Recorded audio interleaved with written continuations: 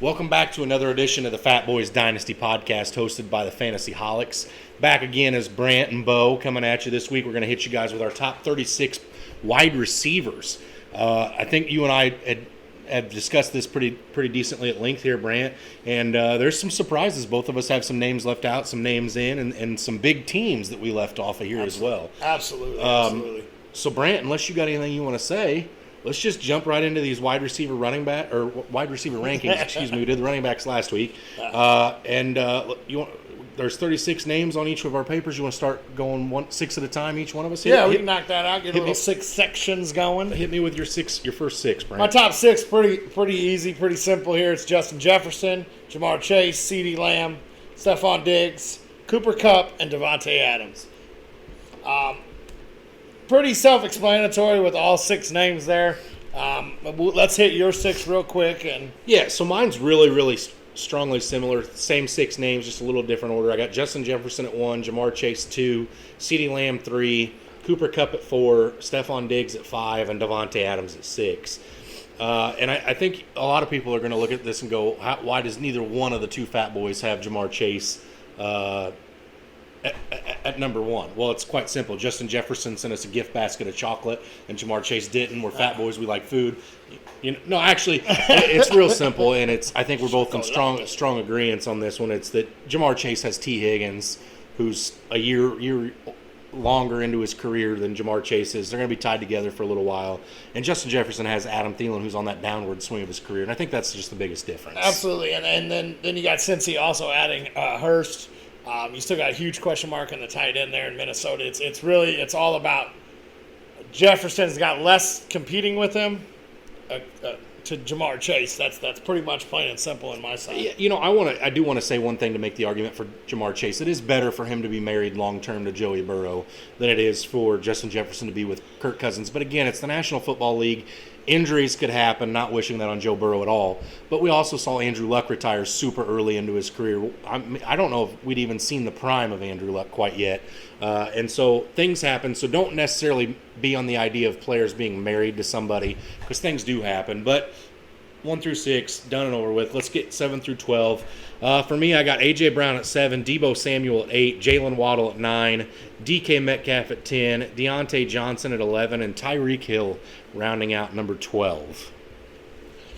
All right, mine is pretty easy here. It's A.J. Brown I have at 7 also. I have DK Metcalf all the way back up there at number 8, so a couple spots higher than you. I've got Tyreek Hill there at 12. I got Deebo at 10. I got Terry McLaurin at my 11 spot, and I got T. Higgins, who we referenced just a little bit earlier, at my number 12 spot here. Okay, you said you had Tyreek Hill at your number 12. Where do you actually have Tyreek Hill? 9, sorry. Okay. Did I read it right off yours? You must have. Yeah, so. Okay. T. Higgins is up there once again. He's 23 years old. He's been in the league 2 years with Joe Burrow. He's done it. He's done it both years. He's produced for that offense. And now he's starting to see the number 2 coverage on most teams. We saw him do just fine the year removed without Chase. And T. Higgins is going to be a guy that's going to consistently be able to hang up numbers too, along with Jamar Chase. So, I really honestly believe that since he can support 2 number 1 dynasty wide receivers. Now, will they both hang up number 1 wide receiver numbers week in and week out? Probably not. But you're going to get a fluctuation between them, and by the end of the year, I really think that you're going to see them at both inside that top 12. Okay, so you've got 2 Cincinnati wide receivers in your top 12. I've got 2 Dolphins. Of course, neither one of them are as high as Jamar Chase, but I had Jalen Waddle at 9 and Tyreek at 12. So really, it's just a difference of opinion on which one we think is going to be a little bit better between the two of us, which one we think maybe Tua falls in love with. DK is the one that's kind of interesting to me here. We both have him inside the 7 to 12 range. You had him at 8. I had him at 10. And I'm sure a lot of people are sitting there scratching their heads going, well, yeah, but what about Geno Smith or Drew Lock? Well, I think that's pretty obvious too, right? That's a short-term stopgap at quarterback. And DK is not guaranteed to be in Seattle forever. Pete Carroll's not guaranteed to be there forever. DK is still only 24 years of age, so with that shelf life that we like to talk about with wide receivers, he's still got 7 really productive years looking ahead of him here, and I think that it'd be asinine for either one of us to take him outside of the top 12. Yeah, absolutely. I have him up there at number 8. He's still 24 years old, and it's like you said, it's just a short gap. So you're not. There's a good chance you're going to see a decline this year.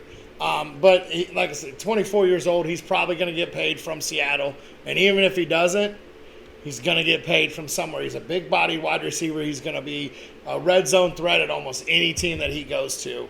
So, I mean, it's just that DK's going to officially be the guy. Yeah. But it's just, like I said, this year maybe don't look for a huge performance from him, but it's going to be coming. For sure. All right, you want to take us through your 13 through 18 here? So my number 13, I got Jalen Waddle, who you had at 9. I have DJ Moore at number 14. I have Deontay Johnson at number 15. I have Chris Godwin at 16. Jerry Jeudy at 17. And I got Michael Pittman Jr. at the 18. Okay. My 13 through 18 is I've got T. Higgins, who you had at 12, so we were one spot difference there. I've got Chris Godwin at 14, Terry McLaurin at 15, Mike Evans at 16, DJ Moore at 17, and Michael Pittman at 18. So 18 is similar for us. Listen, I want to touch base on Mike Evans for just a split second here because I do have 2 Tampa Bay wide receivers in the top as wide receiver 2s in Dynasty in these rankings too. And I want to say and start by prefacing that in a redraft league, I don't know if you could go wrong taking Mike Evans as a top 5 wide receiver this year in redraft because of the simple fact that Godwin's out the first 6 weeks. There's no Gronk in Tampa Bay anymore. Tom Brady's got to throw the ball to somebody, and it's going to be somebody he trusts. Mike Evans is going to get peppered with targets, and I think those targets early are going to be enough. Not to say he's not going to get targets after Godwin comes back. That's not what that means at all. But Mike Evans is going to start off strong enough this year that he could be average the rest of the year and still finish as a wide receiver 2, in my opinion. And he's still only 28 years of age. He's not a burner. He really never has been. So I still expect him to be completely relevant for another 3-4 years here. Absolutely. I'm going to hit on Mike Evans, even though he's not in my top 18. He's just outside of it. Mike Evans is a guy that this year could, I don't want to say easily because it's probably not going to be easy, but could really break the touchdown record for wide receivers in a season. He's going to be, we're talking probably 4 to 8 weeks without Godwin anywhere in that time frame probably. So he's going to get peppered. He's the most trusted guy on that offense right now. So I would definitely look for him to be, a very reliable target in redrafts. And like I said, I have him at number 20. I'll go ahead and throw that out there. So he's a reliable target here in Dynasty. Also, he's going to should finish as a wide receiver 2. And same thing, I've got Godwin and Evans both in the wide receiver 2 range. So I'm going to hit on Jerry Jeudy real fast. I do have him in my top 18. I got him at number 17. Jeudy, he's a great route runner. He gets the upgrade at QB with Russell Wilson coming to town. He gets rid of Drew Lock and two glove Teddy. And I really think that Jeudy is going to be one of the guys that's going to benefit the most from this. I really like him. And that's another team that we'll talk about that here in a minute. I also have Cortland Sutton up higher in my rankings too because of that upgrade at QB. Mm. And really, you're the question mark at the tight end and outside of the second wide receiver. You got Sutton, you got Jeudy, and you got Javonte Williams and Melvin Gordon. And the rest is really question marks in that offense. And so I really like the upside that Jeudy and Sutton also provide. All right. My 19 through 24 is Drake London, first rookie that I have listed. I have Jerry Jeudy at 20, who you had at 17. I got Darnell Mooney at 21, Elijah Moore at 22, Rashad Bateman at 23, and Cortland Sutton at 24. Okay. I have Drake London, my first rookie, also at number 19. Mike Evans at number 20. I got Keenan Allen at 21. I've got Devontae Smith at 22. Rashad Bateman at 23. And I got Cortland Sutton sitting there at number 24. Did you have Keenan Allen in that section there? I do not. I have Keenan Allen coming up a little bit later. I'm going to hit on Keenan Allen. Keenan Allen's one of the most reliable targets in the NFL. Regardless of who his quarterback has been, he's been one of the most been one of the best pass catchers in the NFL. He doesn't have many drops. He's another guy that really could. At 30 years old, he is the oldest I do have inside my top 24. But even at 30 years old, this guy is going to produce in an offense that has Justin Herbert throwing the football. So I absolutely love the upside of him there at number 21 as a low-end wide receiver, too, to start my Dynasty rosters with. Yeah, the one I want to talk about that you left out is Darnell Mooney. Again, I think we've beat up on the Chicago Bears quite a bit here this offseason with the lack of their additions offensively to help Justin Fields out. And that's not good for Justin Fields, but it's great for a guy like Darnell Mooney. Darnell Mooney, only being 24 years of age, has that full season under his belt with Justin Fields. And truth be told, there's going to be some weeks where I wouldn't be shocked if Darnell Mooney has some wide receiver one on the week numbers this year, just because there's not a whole lot else in Chicago. I mean, you got Byron Pringle and Cole Kmet and yeah, there's just not a whole lot in Chicago. And I look forward to Darnell Mooney having a great year this year. Yeah, absolutely. That's another guy, and that rolls me right into the next section here. At number 25, I have Darnell Mooney. So, I have him up there too. Number 26, I have Amari Cooper. Number 27, this one may come as a little shock. I have DeAndre Hopkins at my number 27 spot. And then Chase Claypool at my 28. Treylon Burks at 29, my second rookie. And then I also have Mike Williams at my number 30 spot there. So that's my next six. Like you've already hit on it, Darnell Mooney is a guy that has nothing but upside in that offense with Justin Fields. He's a guy that this will be his prove-it point. Like, this will be his chance to really step out because it's him, and then you named a few other guys that we're not even sure if they're going to see the field. I know one has been arrested. And you got him and Cole Kmet are really the only solidified targets that they have gotten to see there in Chicago. And so, if he can come out and he can create, such as a Tyler Lockett, Russell Wilson thing, where Fields is starting to get mobile out and Darnell Mooney can create that separation, the sky's the limit for Darnell Mooney. And like you said, it would not shock me at all to see him hang our wide receiver one numbers. Yeah, Darnell Mooney's the guy that he's going to be a product of just lack of options. We've seen that before in the past. Not to say Darnell Mooney's Devontae Adams, but look what Devontae Adams did when there was really nothing else there. Look what Tyreek Hill did when there was really nothing else in the wide receiver core in Kansas City. Again, those are great quarterbacks, and I'm not trying to put Justin Fields on that level, but a lot of times we see a guy as the only viable wide receiver in that system and that team, and they blow up.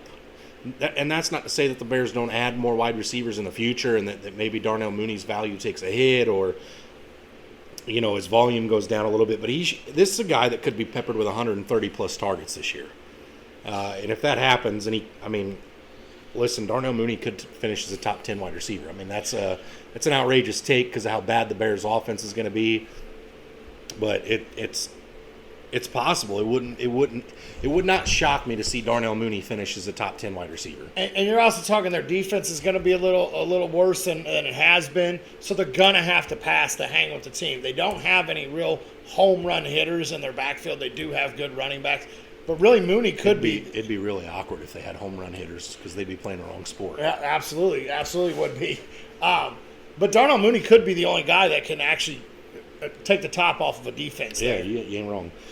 My 25 through 30 here is Devontae Smith at 25, Jamison Williams at 26, who is my second rookie off the board. At 27, I have Allen Robinson, former Chicago Bear. 28, I have Garrett Wilson, my third wide rookie. 29, I have Amari Cooper, and 30, I have Keenan Allen. So you and I are about 9 spots different on Keenan Allen. The one I want to talk about here real quick, if I may, is Amari Cooper. Okay, Amari Cooper just went to Cleveland. Yes. You know who else went to Cleveland, Brant? Deshaun Watson just went to Cleveland. I was going to say the masseuse, but yeah. Well, I'm sure there is some masseuses in Cleveland. Hopefully they went into witness protection. But yes, Deshaun Watson just went to Cleveland. Baker Mayfield is refusing to stay in Cleveland, and it's very possible that it could be Jacoby Brissett for a year plus throwing the ball to those Browns wide receivers. And if that happens, I'm sorry, I'm going to start fading that team quite a bit. Absolutely. And so right now, Amari Cooper is in my top 36, but it's very contingent on where Deshaun Watson's suspension finishes. If Deshaun Watson's suspended for a year, I can live with Amari Cooper at 28 years of age still being in my top 36 because he will bounce back when Deshaun Watson comes back. Potentially. Deshaun Watson will be, 3 years out of football after he comes back at that point? So, I mean, it's Amari Cooper, the talent's there. If there's a decent quarterback in town getting the ball out there, he's going to be fine. But for me, it's really scary to rank him there because I definitely feel like Deshaun Watson's going to get the book thrown at him. The gravel's going to be slammed. Gavel, not gravel. Gavel is going to be slammed. This is why I'm not an attorney, folks. Is going to be slammed, and I think Amari Cooper's fantasy value could kind of plummet. Again, in a dynasty league, it's nice because you can hang on to players. You don't have to worry about it. In a redraft league, I don't know if I'm touching Amari Cooper this year. I may let that be somebody else's headache. But for dynasty rankings, I just didn't feel right not having him in there. Absolutely. I mean, we saw what Cooper does with backups there in Dallas the year that they were missing Dak. And he had an okay season. I'm not 100% sure where he finished up at. But it's a guy that he's going in, and it's not just the fact that Watson's new to the system or not even in the system, but Jacoby Brissett's brand new in the system. Cooper's brand new in the system. So both those guys got to figure it out. And then they added a new rookie in David Bell also in the system. Really, the only person that's been in that system, wide receiver-wise, is David Njoku. And Donovan Peoples-Jones. And Peoples-Jones, that is right. Both of those names are, guys that are also possibly names to look at later on. But we'll talk about that later on down the road. But, yeah, Amari's one of those guys that you may have to grab and sit it and hold on to it. And that sounds a lot like what happened with Deshaun when he went to the massage parlor. Absolutely, yeah. Yeah, stay away from those, Deshaun. We were, as an owner of Amari Cooper in one of my dynasty leagues, I was extremely excited to see you there, almost as excited as you are to walk into a massage parlor. But, all right, let's roll into number 31 through 36 here. I have Jameson Williams at my 31. I have Elijah Moore, who at my 32.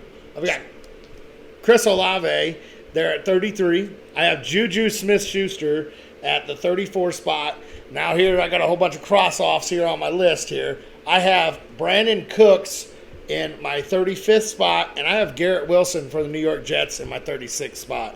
My 35 and 36, I'm pretty sure I had about 5-6 different names, but these are the two that I finally settled on. So yeah, it's real easy when you sit in principle, like, okay, we're going to make some rankings, we're going to name the top 36, not a problem, right? And then you get down and you're like, oh, wait, but I forgot about this guy. Yeah. Oh, wait, but this guy I forgot about too. Wait, this guy also deserves to be in there. But at some point, you got to make that cut, right? You got to say, okay, this guy's going to be there, this guy's not going to be there, and you can't walk it back after a certain point, right? So it'd be really interesting, Brant, if you and I kept these lists and about 2 years from now look back at these and see, okay, was that guy really a dynasty, at that point, or top 36 or no? And I have a feeling there'd be some we'd cross out, some we'd circle hugely. But, yeah, that's kind of the hard part about making these rankings, right? I think it would have been easier for us if we would have went to about 60, but that's not what happened.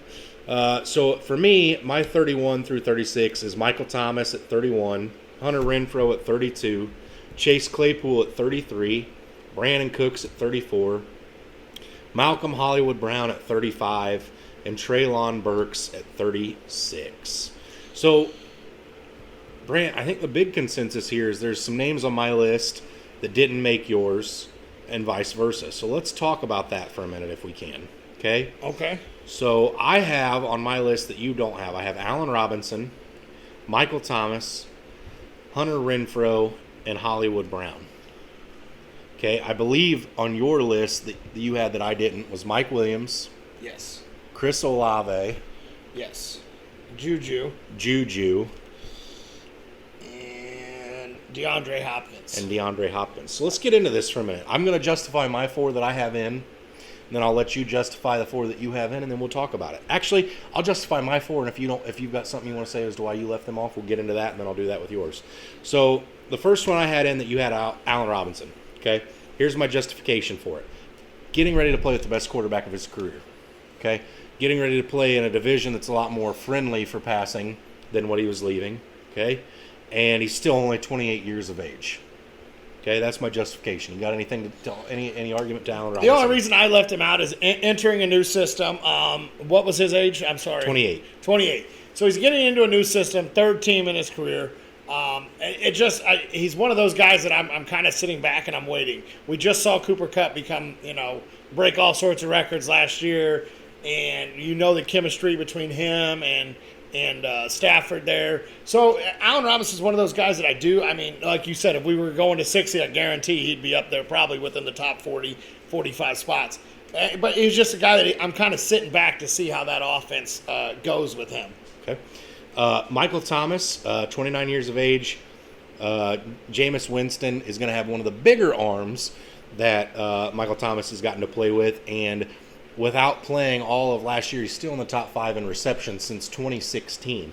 And so Michael Thomas is a guy that if he gets on the field, I know there's been some names added to that team this offseason. But with Kamara looking down the track of a possible suspension, I look for Michael Thomas to come in right where he left off. Okay, absolutely. And this guy is literally, we talked about this as we left work. He's one of the 3 names I scratched off here between 35 and 36. He's a guy that, once again, playing with one of the biggest arm quarterbacks he's probably had in his career. So how is he going to do on the deep routes? We know that he can catch those slants because, made his living there. Yeah, he's made his living there with Drew Brees. He's going in, and to him, I know he's still on the same team. He's going in with a new quarterback that he's never played with. He's going back into a new system because Sean Payton's out the door. They added Chris Olave, and they also added Jarvis Landry, who could possibly be one of the best wide receivers, one of the best slot wide receivers that was on the market this year. He's one of those guys, like I said, I have him just outside of my top 36. He's just one of those guys, I gave up a lot for him 2 years ago, so he's just kind of been just chilling on my bench. So he was a guy that has bit me once, and I feel like that might be the reason I have him a little lower than a lot of people do. But that's another thing. Like I said, he's going into that new system. He's been out of football for a year, so he's one of those guys I just want to wait and see. Okay. Hunter Renfrow, I'll make this one really quick and easy. No longer going to be getting the number 1 corner or coverage there in Vegas with Devontae Adams in town. Still only 26 years of age. And this is a guy that his volume may go down a little bit, but his production should skyrocket. And that's really my argument for Hunter Renfrow. Hunter Renfrow, in my mind, made most of his living in the volume type of passing, getting peppered with targets. I don't think he ever really drew the number 1 corner a lot of the time. I mean, I could be wrong. I haven't looked into the line or matchups, the cornerback wide receiver lineup matchups too much this offseason yet. But Hunter Renfrow is a guy that I feel like he made his living in targets. He finished as wide receiver 11 last year, which is, kind of crazy for him, for a guy that's finished 64 and 56 2 years prior. With Adams coming to town, I think there's going to be a lot of balls forced to Adams. Waller's still going to get his forced targets. Renfro's just one of those guys that I just don't see the volume being there that could put him in the wide receiver 3 range. Now, this guy is a very valuable flex or flex 2 start, I think. He will have some great weeks. It's just I don't see how he can produce like he did last year. Okay, and the last one I have is Malcolm Hollywood Brown. Again, this one's real simple. Reunited with his college quarterback. Okay. No DeAndre Hopkins for the first 6 weeks. I know D-Hop's trying to get that suspension reduced, trying to get it vacated, saying he didn't know he was taking this. It was trying to think of the word here. Anyway, he didn't out on that one. He didn't think he should be suspended for it. I'm praying he's not. He's my wide receiver 1 in Dynasty. Going to be real hurt if I miss him for 6 weeks. But Malcolm Brown should step right in, see a ton of targets. Christian Kirk's targets are vacated from last year, and D-Hop's targets for 6 weeks are going to be vacated. I look for Hollywood to explode. Again, D-Hop's not getting any younger, and Malcolm Brown should step in and absolutely see that volume that we're talking about, and should see a lot of volume for the first 6 weeks. Absolutely. I really have no justification for leaving him off, minus the whole Kyler Murray situation there in Arizona, and then you also have Hopkins, and you got a rushing quarterback, and I just don't know how much volume and passing is going to be going around that team. I don't know how deep, how many deep passes you're going to see with Hollywood Brown getting used that way. So he's just one of those guys that I don't see how the volume can be there for him once everybody's healthy. I think absolutely in a redraft league, you absolutely have to look at this guy, especially if that suspension sticks.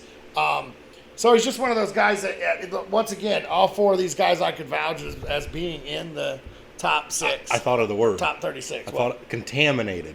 His test was contaminated. Somebody was trying to set that man up. Yeah. Contaminated. Wasn't me. I can't spell the word, but I finally thought of it. But yeah, I just don't. If his suspension is lifted, I don't see how Brown. I understand he's reunited with the college quarterback, but honestly, it's been 3 years since they played, 3-4 years. Do you really stay? Is that unity still there? It's talked about a lot with Etienne and Lawrence. I know that's a lot less further removed, but if it's still relevant there. So, all right, let's go through your 4 that you have that I left off. Wherever you want to start. I'll start right there with DeAndre Hopkins. As you said, my reasoning is the man's 30 years old. I understand he's older, but the fact that the man puts up wide receiver 1 numbers when he's in the game, he has with some of the worst quarterbacks we've ever seen in the NFL in Houston. This guy constantly puts up numbers. He gets peppered with targets. He's got the best hands probably in the NFL. He's a guy that I wouldn't mind owning on any of my Dynasty teams.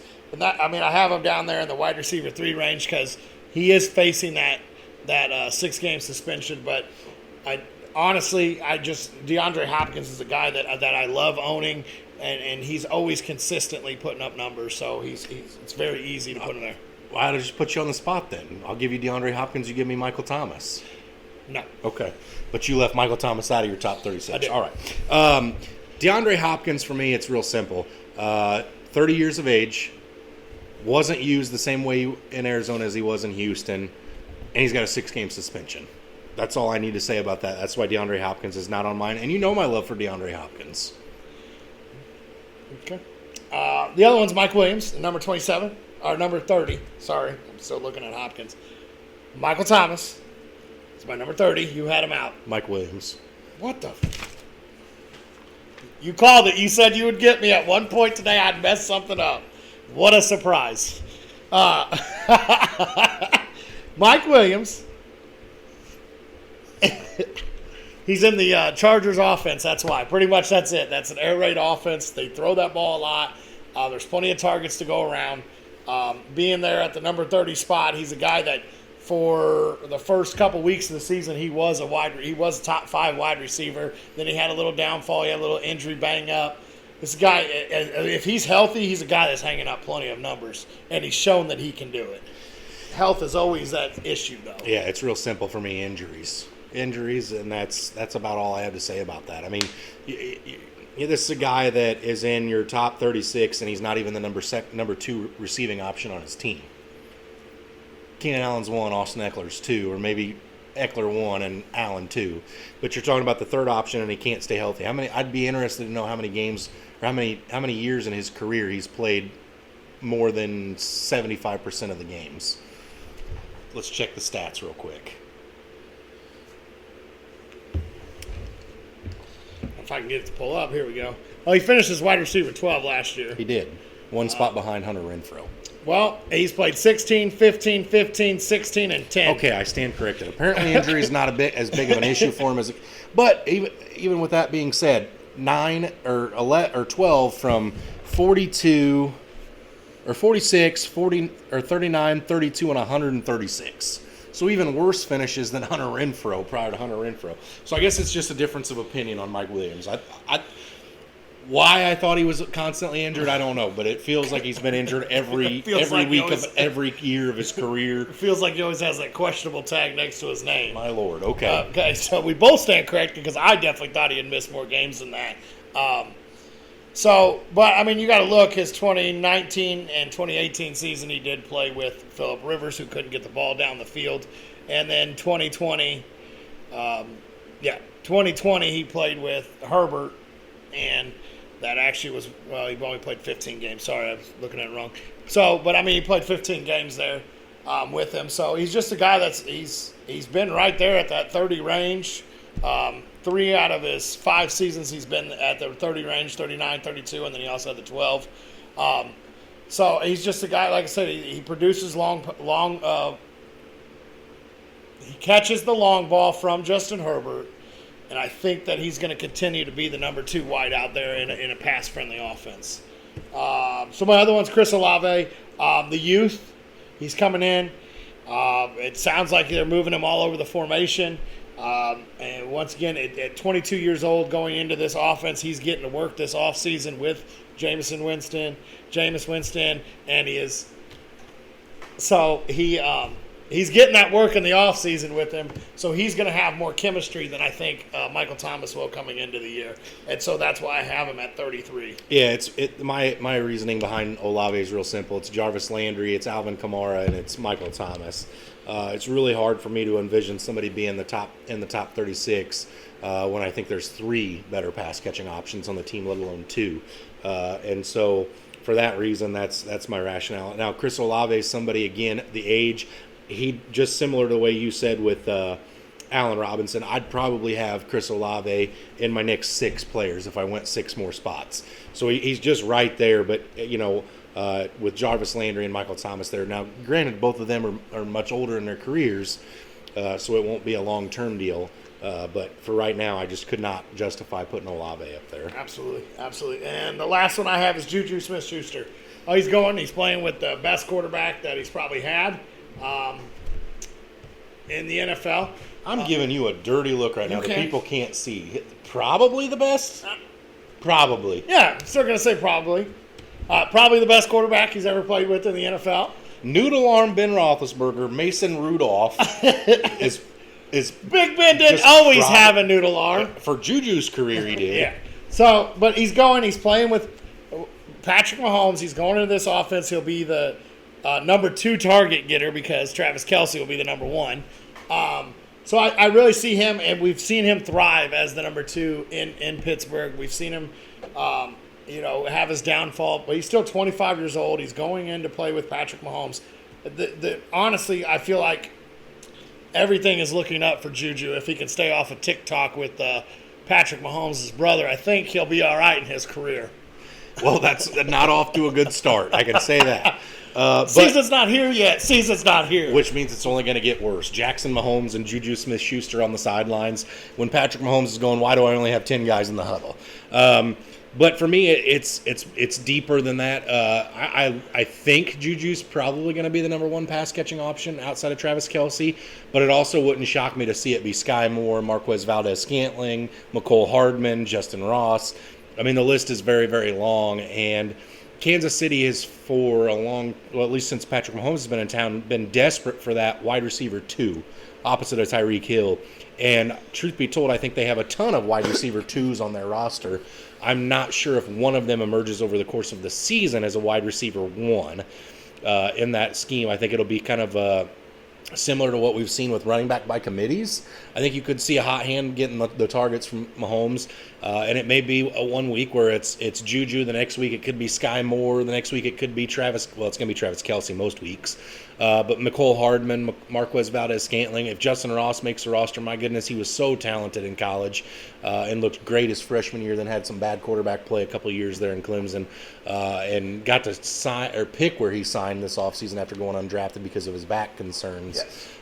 But I just think it's too muddled right now in the water, and a lot of it for me is I want to see how Patrick Mahomes decides who's going to be that guy for him, that quote unquote security blanket outside of Travis Kelce that he decides to pepper with targets. And I think it would not surprise me at all, Brant, to see it be Juju, and I will come on air and give you props if it happens to be from start to finish. I'm a little leery on that. So one thing I want to talk about really quick, and I know you and I had sat down and talked about this earlier, is there's 4 teams that we don't have a wide receiver in the top 36 from any of these teams. And some of them are going to be a little surprising, more so than others. But before we do that, I wanted to know if you were aware that we have 6 teams consensusly with 2 names apiece in the top 36. Did you know that? No, I did not know that. Denver, we both have Cortland Sutton and Jerry Jeudy. Miami, we both have Tyreek Hill and Jalen Waddle. Pittsburgh, we both have Deontay Johnson and Chase Claypool. Cincinnati, we both have T. Higgins and Jamar Chase. Tampa Bay, we both have Mike Evans and Chris Godwin. And the New York Jets, a team that forever a lot of people have said, I'm not owning that. We both have Elijah Moore and Garrett Wilson. It's really interesting. And then, we were real close on a couple other teams. I had 2 Rams inside of mine. I had 2 Raiders inside of mine. You had 2 Chargers inside of yours. There's another one that you had 2 of the same player or from the same team. No, it would have been 2 with mine. But yeah, so it could have very well, if we would have lined up a little differently, where we could have had 8 or 9 teams here with 2 top 36 wide receivers. So that's really interesting. And one thing I want to talk about when it comes to these teams is outside of Denver with Russell Wilson, Tampa Bay with Tom Brady, and Cincinnati with Joe Burrow, they're really kind of question marks. You got Tua at quarterback in Miami, big question mark, make or break year for Tua.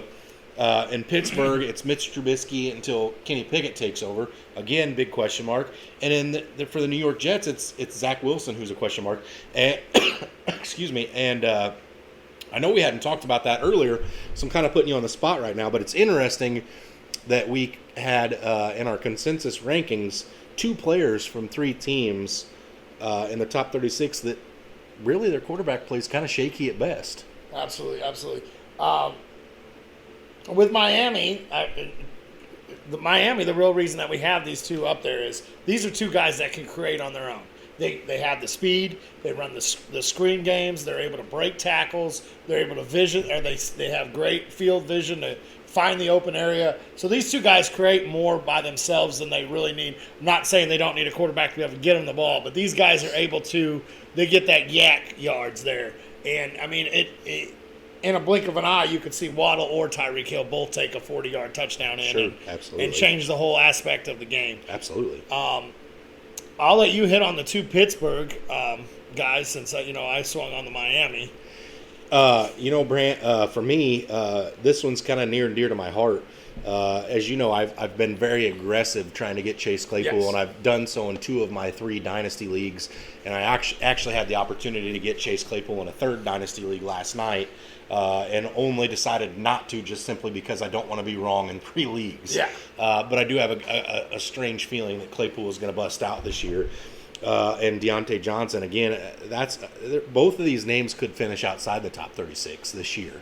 And so this one's a little bit more of a trust your gut with what's happened in the past kind of a thing. Again, with Chase Claypool at 23 years of age and Deontay Johnson at 25 years of age, they both have age working for them. If Kenny Pickett comes on and does what he did in college, nobody will be upset to own either one of those players in Dynasty. So that's really interesting. But even hearing myself talk about it now, I'm like, how did I end up with 2 Pittsburgh wide receivers in the top 36? But again, it goes back when you're ranking, you put these guys in for a reason. And both the Deontay Johnson and Chase Claypool, I'd be willing to stand on a hill and argue. I think the bootleg passing game is going to be huge this year in Pittsburgh. And so for that reason, I'm looking forward to both of these guys. Absolutely. I have them both in there, and I'm going to throw this out because it's going to sound really weird. But I trust Mitch Trubisky to be able to support this. He had Allen Robinson. Can you name me another wideout that he may have had in Chicago to help him out, or a line to help him out? Darnell Mooney's going into his 3rd year. Well, so he had him for what, 1 year? Well, half a year because Nick Foles took over. Yeah. So I trust Mitch Trubisky. He looked okay He obviously didn't play a whole lot in Buffalo as a backup, but when he did, he was very serviceable with those wide receivers they had. So yeah, I actually trust him to be able to step in and run this offense. And like you said, if Kenny Pickett does take over, he's got a great arm to support him. But I honestly could 100% believe that Mitch Trubisky runs this season for Pittsburgh as the quarterback for the entire year and supports both these guys. Wouldn't surprise me either. Let's talk about the last one a little bit here. The New York Football Jets, Jets, Jets. Zach Wilson to the moon. To the moon. That's odd. But again, Zach Wilson is young. Came in with his coaching staff last year. He was their guy. They took him at number 2 in front of Trey Lance, in front of Mac Jones, in front of Justin Fields. And he has a cannon for an arm. He showed that at BYU. He showed it in bits and pieces last year. And Elijah Moore looked great with him when Elijah Moore was healthy and played last year. And I think Garrett Wilson's going to step right in. It may take him a few weeks, but again, with Garrett Wilson only being 21 years of age, that young core is just going to continue to grow together, and I think that's going to be a lot of fun. It's no longer going to be, it's the Jets. I don't want anything there. The Jets is going to be an exciting team to own in fantasy, and I really look forward to watching them play a little bit this year. Yeah, I absolutely love what the Jets have done here. They built it. They got themselves some linemen. They got themselves some linemen a couple years ago in the draft. They had injury issues last year on the line. They're all coming back healthy. These guys. Then they added their quarterback of the future. Then now they added and Elijah Moore last offseason. Then this year they added Garrett Wilson and Breece Hall. I absolutely love what the Jets are building. They got this new coaching staff, and they're just slowly building up. This is a team that is honestly, for fantasy, I'm not going to tell you to go out there and watch all their games on TV because they might not be that exciting to watch because they are still the Jets. But this is a team for fantasy that could really produce a lot of fantasy relevant players in the years to come.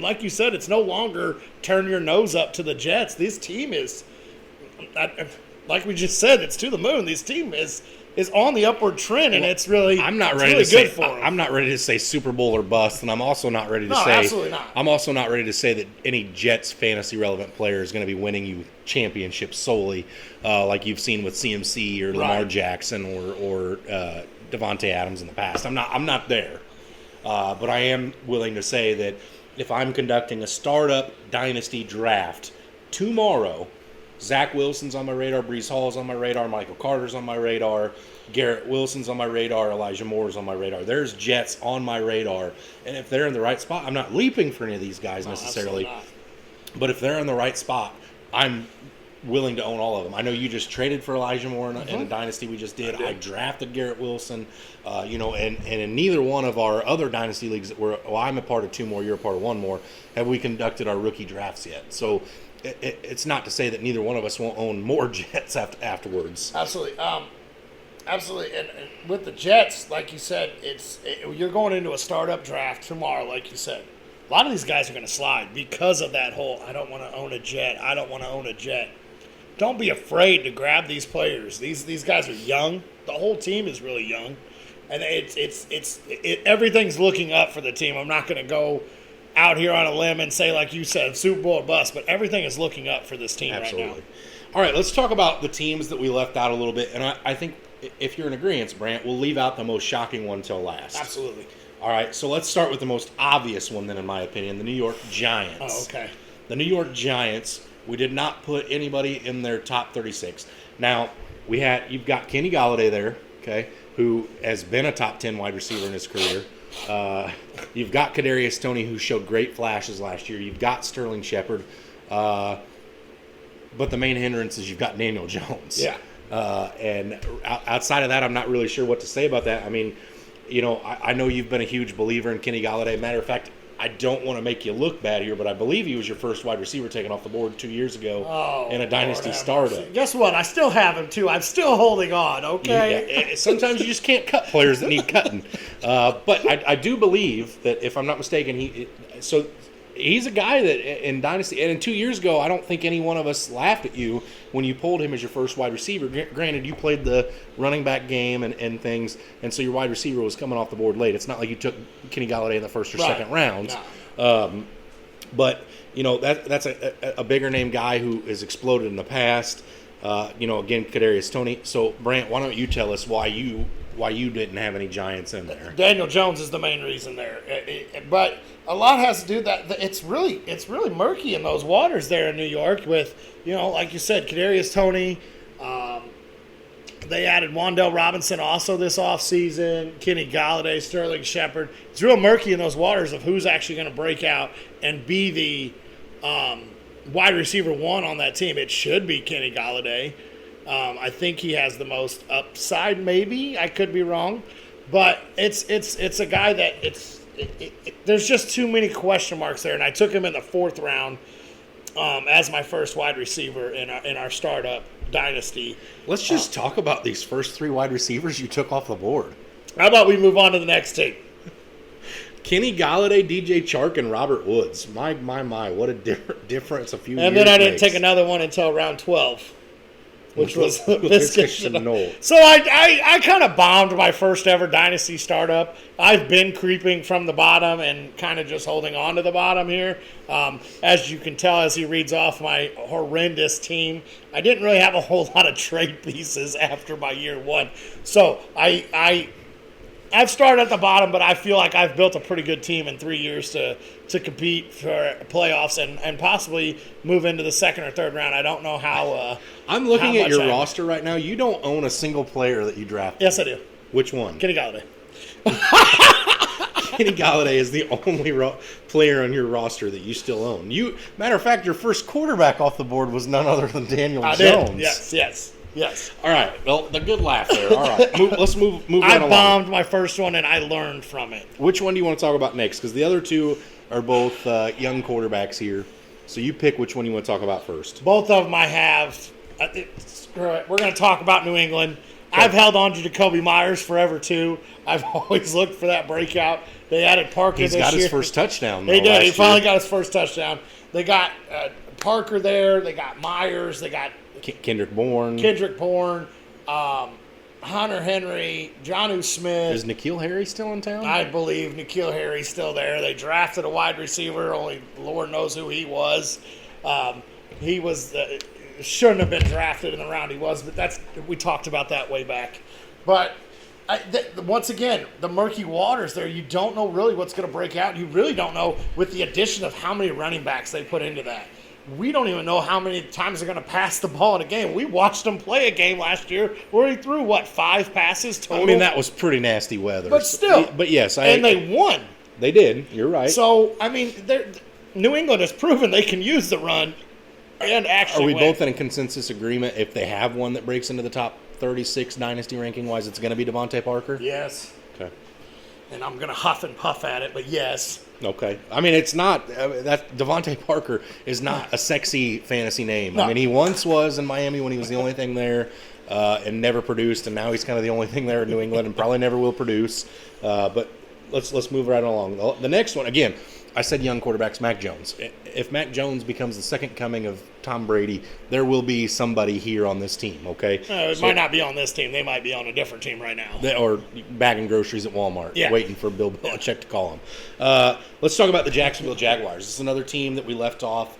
Trevor Lawrence is there. Marvin Jones Jr. is there. Christian Kirk's there. Laviska Shenault's there. Travis Etienne. Evan Ingram they added. Yes. And I think a lot of us probably are having a hard time with the Jacksonville pass catchers because we really don't know what to expect with Trevor Lawrence because of how bad last year was. And again, I don't know how much to put of that on Trevor Lawrence and how much to put on Urban Meyer. I'd say it's probably a 95 to 5% split. But there's just not a whole lot of fantasy appeal in those pass catchers either. I mean, if I had to pick one that I was going to own, it'd probably be Marvin Jones Jr. for me. And I know, again, that's another former Detroit Lions pass catcher we're talking about. But, you know, I'm just – the Christian Kirk, they way overpaid for that in my mind. I know, Brant, you're a lot higher on Christian Kirk than I am. I think you even talked about trying to fit him in there for a minute. I did. Into your top 36. So we almost had Jacksonville off the list. But it's just one, again, this is another one that I just want to wait and see. And it really is. I mean, you talk about Marvin Jones being, your most reliable. He's 32 years old. He did finish as the wide receiver 33 last year. But, I mean, once again, 32 years old with a young quarterback. And they added so much there. Like you said, Christian Kirk, Marvin Jones, Zay Jones, they also added. Laquan Treadwell, which I don't know if that really matters. Dan Arnold came on and had a few good games. Evan Ingram's there. Travis Etienne coming back. James Robinson's very serviceable pass catcher out of the backfield too. But, I mean, there's just so much there, and we don't know.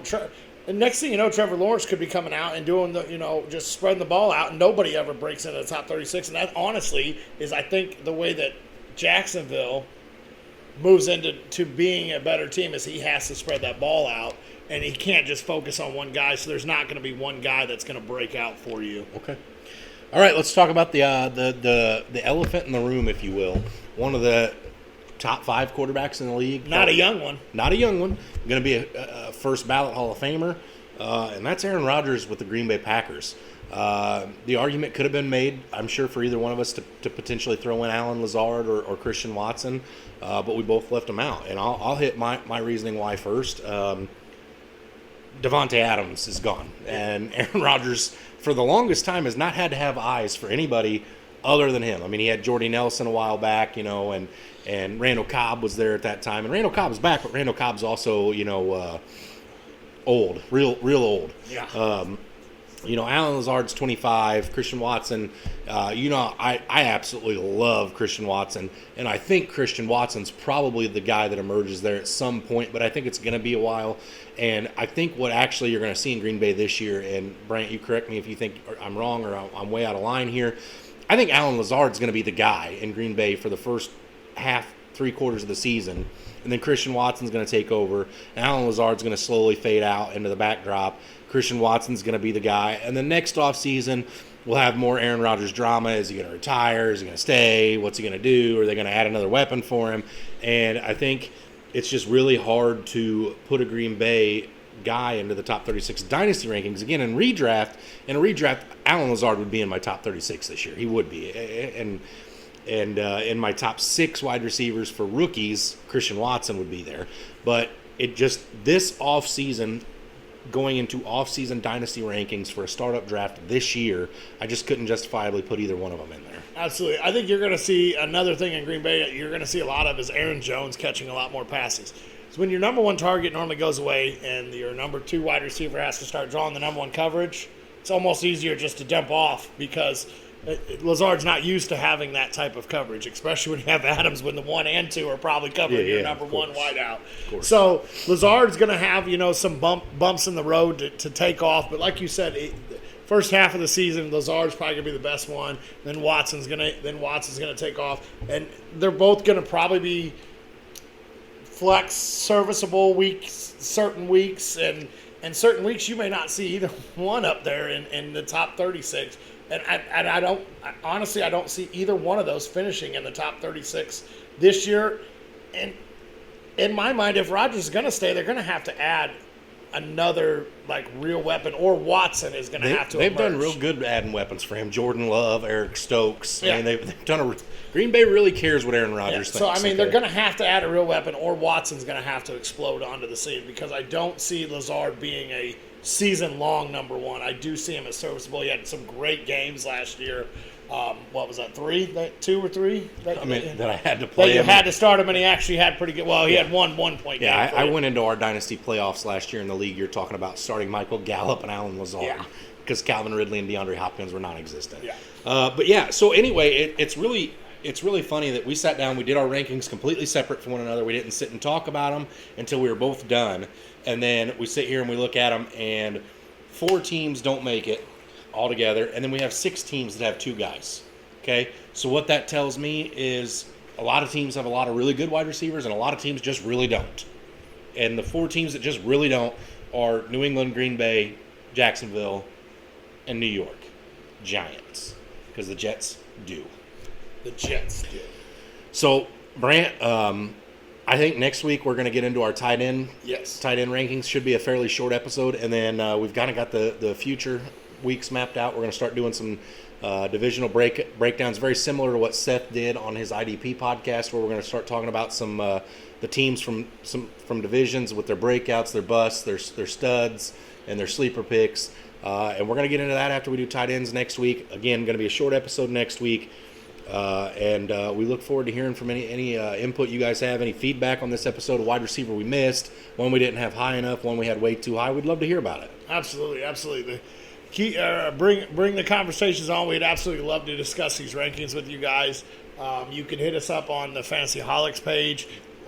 Instagram, Twitter. You can hit us up on the Fatboyz Dynasty Facebook Messenger. We are also on the Fantasyholics Messenger. So you can really hit us up through the comments Messenger, Instagram, Twitter, any of that. We will definitely be more than willing to get back to you. Just make sure you ask for the Fatboyz. If you have a specific question for the Fatboyz, please make sure you address it to us so we actually know that you want to hear from us. And I'm not sure they will want to hear from us because I can't even think of contamination as a word when I'm doing a podcast. So yeah, well, and you can't name Michael Thomas and Mike Williams. It's never a dull moment on the Fatboyz Dynasty podcast. Never is. Never. And you should see my typing. It might be worse than my speaking sometimes. But as always, stay hungry and stay fat, my friends.